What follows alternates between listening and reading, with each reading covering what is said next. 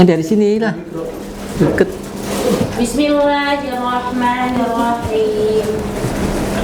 Macam-macam ujian dari Al-Quran dari Allah Subhanahu wa Ta'ala. Quran surat Al-Baqarah surat kedua ayat 155 sampai 150. Bismillahirrahmanirrahim. Walanabluwannakum bisyai'in minal khawfi wal ju'i wa naqsim minal amwali wal anfusi wat thamarat wa basyiris sabirin alladzina idza asabatkum musibah qalu inna lillahi wa inna ilaihi raji'un ulaika 'alaihim shalawatun min rabbihim wa rahmah wa ulaika humul muhtadun. Terjemahan. Artinya, sabar Pak, kami pasti akan mengujimu dengan sedikit ketakutan dan kelaparan, kekurangan harta, jiwa, dan buah-buahan. Sampaikanlah, wahai Nabi Muhammad, kabar gembira kepada orang-orang sabar, yaitu orang-orang yang apabila ditimpa musibah mereka mengucap inna lillahi wa inna ilaihi raji'un. Sesungguhnya kami adalah milik Allah dan sesungguhnya hanya kepadanya kami akan kembali. Mereka itulah yang memperoleh ampunan dan rahmat dari Tuhannya dan mereka itulah orang-orang yang mendapat petunjuk. Oke, terima kasih kepada Saudari Cila yang telah membacakannya.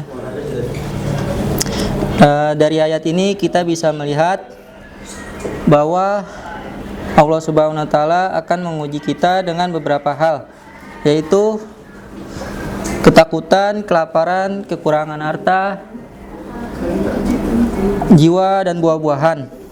Tapi kabar gembiranya bagi orang-orang yang sabar, mereka akan mendapatkan keberkahan, rahmat, dan petunjuk dari Allah Subhanahu wa Ta'ala.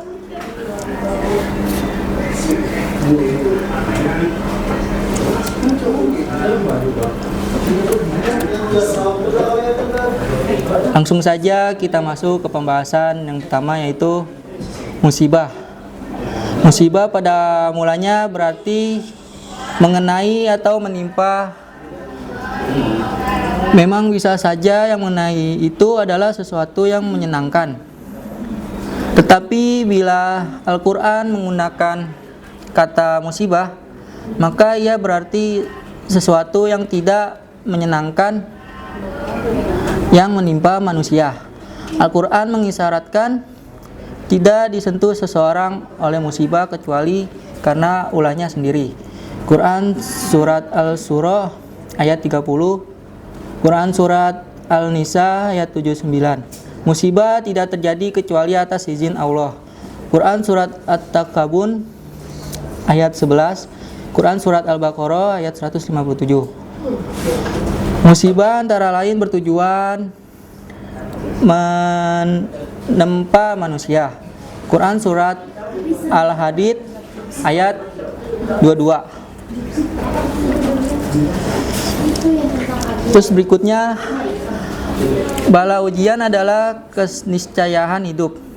Apa saja yang dilakukan oleh Allah Subhanahu wa Ta'ala tanpa keterlibatan yang diuji dalam menentukan cara dan bentuk ujian itu. Artinya penentu cara, waktu, dan bentuk ujian adalah Allah Subhanahu wa Ta'ala. Quran surat Al-Mulk ayat 2, Quran surat Al-Baqarah ayat 124. Berikutnya, ujian atau bala merupakan anugerah atau nikmat Allah Subhanahu wa Ta'ala.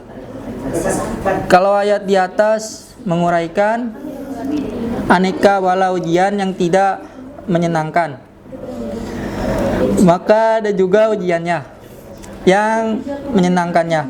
Quran surat Al-Anbiya ayat 35, Quran surat Al-An'am ayat 40, Quran surat Al-Fajr ayat 15 sampai 17.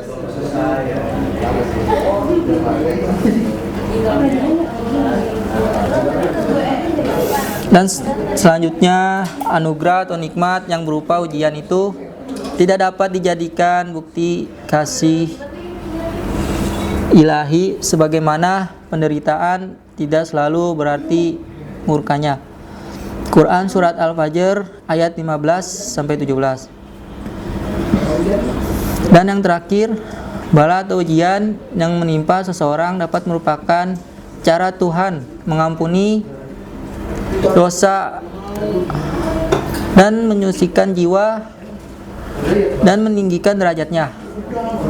Quran surat Al-Imran ayat 154.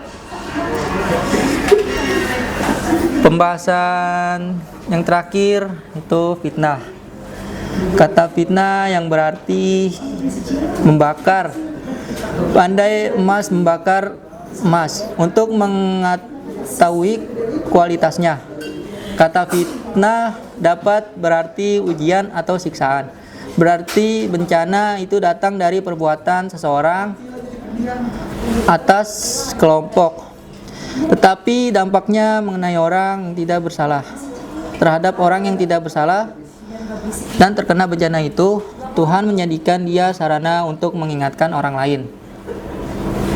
Ketika Allah Subhanahu wa Ta'ala menjadikan seseorang sebagai alat atau sarana, tidak mungkin orang itu disia-siakan. Al-Quran pada umumnya menggunakan dalam arti siksa atau ujian atau cobaan. Quran surat Al-Anbiya ayat 35.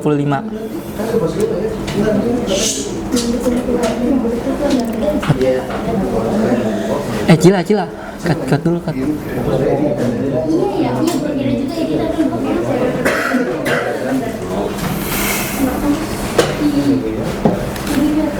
Batur.